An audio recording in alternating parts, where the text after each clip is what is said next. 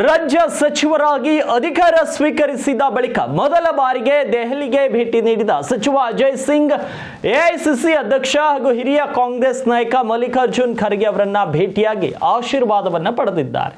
ಇದೇ ವೇಳೆ ಅಜಯ್ ಸಿಂಗ್ ಮಾತನಾಡಿ ತಮ್ಮ ಮೇಲೆ ವಿಶ್ವಾಸವಿಟ್ಟು ರಾಜ್ಯದ ಜನರ ಸೇವೆ ಮಾಡುವ ಮಹತ್ವದ ಜವಾಬ್ದಾರಿ ನೀಡಿದ ಪಕ್ಷದ ನಾಯಕತ್ವಕ್ಕೆ ಕೃತಜ್ಞತೆಯನ್ನು ಸಲ್ಲಿಸಿದರು. ಎಐಸಿಸಿ ಅಧ್ಯಕ್ಷ ಮಲ್ಲಿಕಾರ್ಜುನ್ ಖರ್ಗೆ ಅವರಿಗೆ ಧನ್ಯವಾದಗಳನ್ನು ಅರ್ಪಿಸಿ ಮುಂದೆಯೂ ತಮ್ಮ ಮಾರ್ಗದರ್ಶನ ಹಾಗೂ ಆಶೀರ್ವಾದ ಇರಲಿ ಅಂತ ಮನವಿ ಮಾಡಿದರು. ಇನ್ನು ರಾಜ್ಯದ ಜನರ ಅಭಿವೃದ್ಧಿ ಮತ್ತು ಕಲ್ಯಾಣಕ್ಕಾಗಿ ಪ್ರಾಮಾಣಿಕವಾಗಿ ಕಾರ್ಯನಿರ್ವಹಿಸುತ್ತೇನೆ, ಪಕ್ಷದ ತತ್ವ ಸಿದ್ಧಾಂತಗಳಿಗೆ ಬದ್ಧರಾಗಿ ಜನಸೇವೆಯನ್ನ ಮುಂದುವರಿಸುತ್ತೇವೆ ಅಂತ ಸಚಿವರು ತಿಳಿಸಿದ್ದಾರೆ.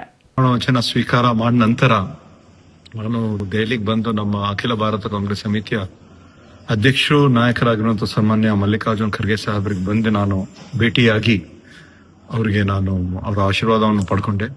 ಅದೇ ಒಂದು ರೀತಿಯಿಂದ ನಮ್ಮ ಇರ್ತಕ್ಕಂಥ ನಮ್ಮ ಎಲ್ಲ ಪ್ರಧಾನ ಕಾರ್ಯದರ್ಶಿಗಳು ಅವ್ರಿಗೂ ಕೂಡ ಭೇಟಿಯಾಗಿ ಸಲಹೆ ಮಾಡಿ ಮತ್ತೆ ನಾನು ವಾಪಸ್ ಹೋಗ್ತಾ ಇದ್ದೀನಿ.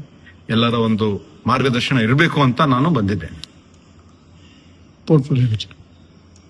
ಅದ್ರ ಬಗ್ಗೆ ಏನಿಲ್ಲ, ಅವರು ಒಂದು ಅವಕಾಶ ಕೊಟ್ಟಿದ್ದಾರೆ. ನಮ್ಮ ಪಕ್ಷದಲ್ಲಿ ಇರ್ತಕ್ಕಂಥ ನಮ್ಮ ವರಿಷ್ಠರು, ನಮ್ಮ ಮುಖಂಡರು, ನಮ್ಮ ರಾಷ್ಟ್ರ ಮಟ್ಟದ ನಾಯಕರು ಹಾಗೂ ರಾಜ್ಯ ಮಟ್ಟದಲ್ಲಿ ಇರ್ತಕ್ಕಂಥ ನಾಯಕರು ನಾವು ಮಾಡಿರುವಂತಹ ಒಂದು ಕೆಲಸವನ್ನು, ಯಾಕಂದ್ರೆ ಹಿಂದೆ ಇರ್ತಕ್ಕಂಥ ನಾನು ದೆಹಲಿಯ ವಿಶೇಷ ಪ್ರತಿನಿಧಿಯಾಗಿ ಕೆಲಸ ಮಾಡಿದ್ದೀನಿ, ಮತ್ತೆ ವಿರೋಧ ಪಕ್ಷದಲ್ಲಿ ಇರ್ತಕ್ಕಂಥ ಒಂದು ಸಂದರ್ಭದಲ್ಲಿ ಮುಖ್ಯ ಸಚೇತಕನಾಗಿ ಸುಮಾರು 4 ವರ್ಷ ನಾನು ಕೆಲಸ ಮಾಡಿದ್ದೀನಿ. ಯಾವಾಗ ಸಿದ್ದರಾಮಯ್ಯ ಅವರು ವಿರೋಧ ಪಕ್ಷದ ನಾಯಕರಾಗಿದ್ರು ಅಂತ ಒಂದು ಸಂದರ್ಭದಲ್ಲಿ ಮಾಡಿದ್ದೀನಿ. ಮತ್ತೆ ಕಳೆದ 3 ವರ್ಷದಲ್ಲಿ ಕಲ್ಯಾಣ ಕರ್ನಾಟಕ ಅಭಿವೃದ್ಧಿ ಮಂಡಳಿಯಲ್ಲಿ ವಿವಿಧ ಒಂದು ಅಭಿವೃದ್ಧಿ ಕೆಲಸಗಳಾಗ್ಲಿ ಆವಿಷ್ಕಾರ ಕೆಲಸಗಳನ್ನು ಮಾಡಿದೀವಿ.